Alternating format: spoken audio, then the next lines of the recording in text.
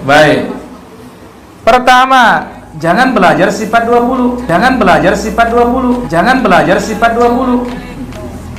Karena sifat 20 itu bukan tauhid para nabi dan para rasul.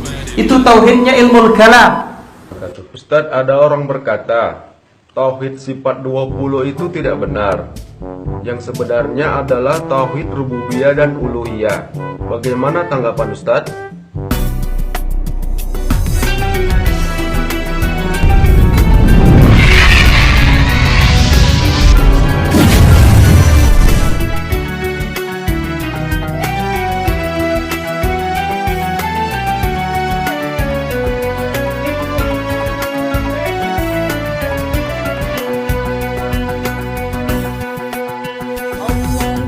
Baik. Pertama, jangan belajar sifat 20. Karena sifat 20 itu bukan tauhid para nabi dan para rasul. Itu tauhidnya ilmu kalam. Bagaimana metode penetapannya? Metode penetapannya, yakini dulu baru carikan dalil. Kalau meyakini sesuatu baru carikan dalil, semuanya punya dalil. Ya. Pada suatu saat ada salah satu partai ternyata di nomornya paling tengah. Dibuatinlah dia dalil. Apa katanya? Khairul umur awsatuha. Perkara yang paling baik yang tengah-tengah, maka pilih ini nomor ini tengah-tengah dia kata. No. Kalau nyocok-nyocokin itulah dia metode ahlul kalam. Jadi yakini dulu baru carikan dalil. Ya sama kasus dulu. Orang ngunduh pisang itu supaya matang, orang begawe dulu di dalam dalam tanah pakai asapnya. Bayangkan pisang bisa matang gara-gara asap, sekedar asap apa? Bobok itu, daun kelapa itu. Nah kita ini kok tembakau nggak matang-matang di dalam ya? Apa katanya orang dulu supaya cepat matang pisangnya? Wal yatama wal masakin. Yatama ya masak. Ini benar nih para jemaah. Wal yatama wal masakin. Yatama ya masak. Itu katanya zikirnya, doanya untuk ngunduh pisang. Ya, kalau dia luka, ini kan nyocok-nyocokin nih para jemaah. Yakini dulu baru carikan dalil. Nah, kalau dia luka dibaca surat Al-Baqarah. Wa idh qataltum nafsan faddaratum. Karena ada mirip darah katanya. Supaya hilang darahnya faddaratum katanya. Darahnya supaya hilang. La ilaha illallah. Ini semuanya bisa dicarikan dalil. Nah, Ahlus Sunnah berbeda metodenya. Dalil dulu baru diyakini. Karena kalau dalil dulu baru diyakini, kita tidak akan keluar dari koridor. Ya, jelas ini? Jelas Sol?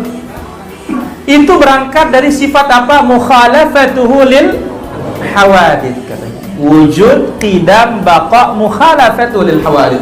Dia menyelisihi apa yang ada katanya.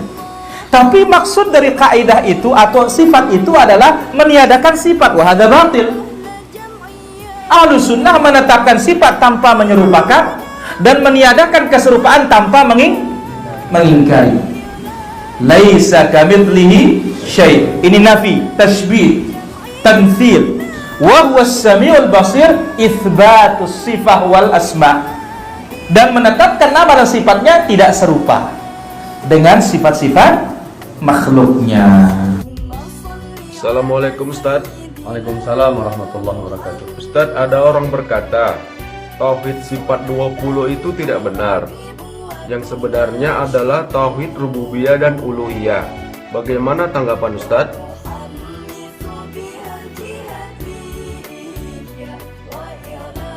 Nah,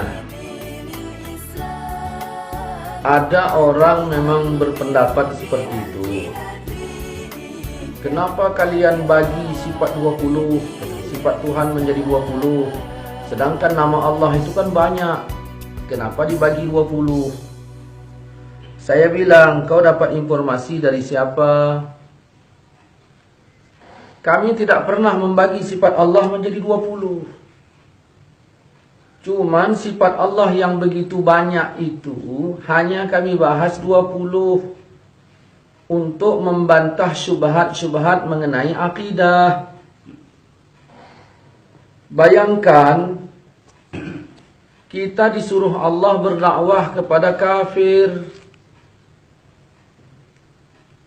mengenai tentang Allah. Kalaulah sempat kafir itu bertanya kepada kita yang berdakwah ini, "Hei Muslim," atau "Hei Ustadz," atau "Hei ulama, kalian mengajak kami untuk masuk Islam, menyembah Allah." Lalu dia bertanya, apakah Allah itu ada? Kita jawab apa? Jawab ada. Bahasa Arabnya wujud.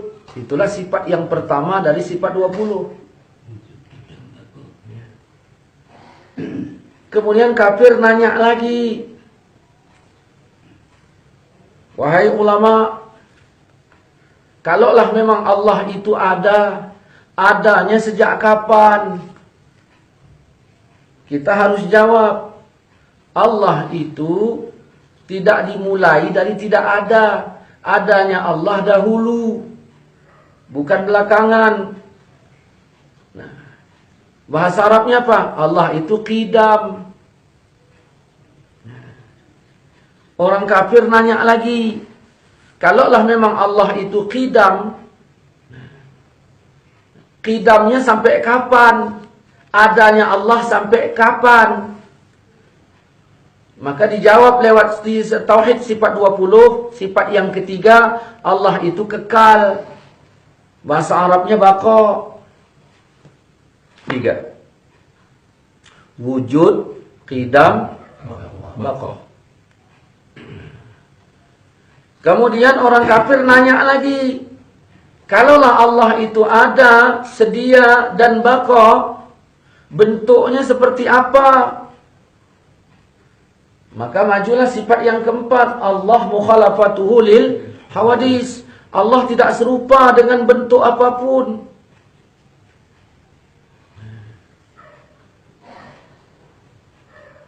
Kemudian orang kafir nanya lagi, keberadaan Tuhan di mana? Maka kita menjawab, Allah qiyamuhu ta'ala binafsi. Allah berdiri dengan sendirinya. Kan Allah wala makan wa huwal an ala ma alaihi kan. Allah ada sebelum adanya tempat, dan keberadaan Allah sekarang sama seperti sebelum adanya tempat. Maksudnya Allah tidak bertempat. Itulah qiyamuhu ta'ala binafsih. Orang kafir nanya lagi, kalau begitu jumlah Allah ada berapa? Maka keluarlah sifat berikutnya, yaitu Allah wahdaniyah. Allah itu bisanya apa? Maka keluarlah sifat berikutnya, Allah itu kudrah. Allah kuasa menciptakan langit bumi. Orang kafir nanya lagi, yang nyuruh dia buat langit bumi ini siapa? Mandornya siapa? Keluarlah sifat berikutnya lagi, Allah itu iradah. Begitulah seterusnya. Kita break sampai di sini. Andaikan orang yang anti sifat 20 itu ditanya dengan pertanyaan yang sama, ya, katakanlah ada orang Wahabi anti betul dengan sifat 20. Dia bilang haram dan sebagainya. Ini yang anti. Kalau yang nggak anti, ya alhamdulillah. Nah, kemudian kita tanya dengan pertanyaan yang sama. Wahabi, kafir telah bertanya kepadaku beberapa hal tentang Tuhan. Sudah kujawab lewat sifat 20. Kau bilang sifat 20 itu hukumnya haram.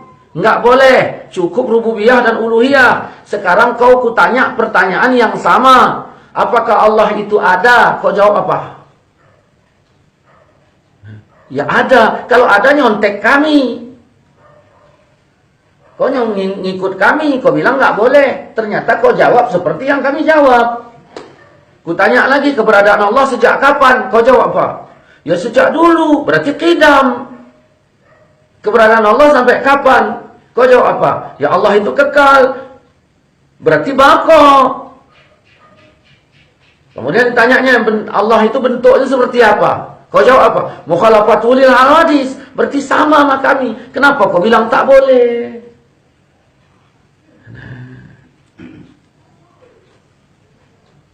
Jadi, inilah ini bedanya. Sedangkan tauhid menurut mereka tauhid rububiyah dan uluhiyah. Apa itu rububiyah? Rububiyah itu meyakini yang menjadikan alam ini adalah Allah. Itu disebut rububiyah. Asal yakin yang menjadikan alam ini Allah disebut tauhid rububiyah. Nah, yang kedua uluhiyah. Uluhiyah ini menunggalkan Allah dalam ibadah, disebut tauhid uluhiyah. Jadi belajar tauhid versi Wahabi 5 menit tamat. Karena keyakinan cuma itu saja. Nah, timbul pertanyaan, yang membagi tauhid rububiyah uluhiyah ini siapa? Kalaulah ada di zaman Nabi, mana riwayatnya tauhid dibagi itu? Pernah juga yang terjadi dialog dengan saya. Pernah Nabi membagi tauhid rububiyah uluhiyah. Tapi ayatnya saya baca, cuman nggak ada kata dibagi. Nggak ada kata dibagi. Ada hadis bilang begini, betul, nggak ada kata dibagi. Kau bilang agama sudah sempurna, apa adanya. Sekarang saya tanya, bagi-baginya itu di mana dapatnya? Yang pertama rububiyah. Maka rububiyah ini meyakini yang menjadikan alam ini adalah Allah. Dia bilang, salahnya di mana? Ya memang nggak salah. Cuman yang menjadi masalah, lewat tauhid rububiyah ini, mereka mentauhidkan Abu Jahal. Makanya jangan heran di dalam kitab mereka, Kaifa Nafhamut Tauhid, pada halaman 16, ulama mereka mengatakan, iman Abu Jahal dan Abu Lahab jauh lebih hebat pada rububiyah dibandingkan imam kebanyakan kaum muslimin yang mewiridkan zikir la ilaha illallah, la ilaha illallah, la ilaha illallah. Berarti lewat tauhid rububiyah dia mentauhidkan Abu Jahal. Lewat tauhid rububiyah, lewat tauhid rububiyah dia mentauhidkan Abu Jahal. Lewat tauhid uluhiyah mereka mengkafirkan umat Islam yang bertawasul dan sebagainya. Dia mengkafirkan bukan berdasarkan Quran dan hadis, berdasarkan tauhid yang nggak pernah dibagi sama sekali di zaman dulu. Kemudian melarang pula sifat 20. Yang mau tidak mau kalau dibuat pertanyaan yang seperti itu, dia harus mencontek sifat 20 tersebut. Nah, ini kalaulah tauhid, mereka mengatakan belajar tauhid rububiyah itu belum cukup. Belum cukup. Tidak sah dikatakan sebagai tauhid kalau hanya rububiyah. Kalaulah betul pernyataan yang seperti itu, kita baca riwayat tentang pertanyaan malaikat di dalam kubur, Marrabbuka, Rabbu, rububiyah. Siapa Tuhanmu? Siapa rububiyahmu? Lalu dijawab oleh si mayit yang mukmin itu Allah. Kalaulah tauhid rububiyah itu tidak sah, sahnya harus melalui uluhiyah. Kenapa pertanyaan ini tadi Marrabbuka? Kenapa tidak ditanya man ilahuka? Inilah kelirunya mereka. Padahal uluhiyah dan rububiyah itu saling lazim melazimi. Kalau rububiyah ya sudah uluhiyah, kalau uluhiyah ya sudah rububiyah. Jadi rububiyah saja tidak sah, harus uluhiyah. Kalau begitu, Abu Jahal yang sudah sah rububiyahnya, kalau andai kata dia sholat, berarti sudah sahlah sempurna tauhidnya. Padahal tidak demikian. Pintu gerbang Islam ini syahadat. Inilah ini pernyataan mereka yang keliru. Begitu. Jadi belajar tauhid yang sebenarnya adalah belajar sifat 20. Itu aja lah dulu.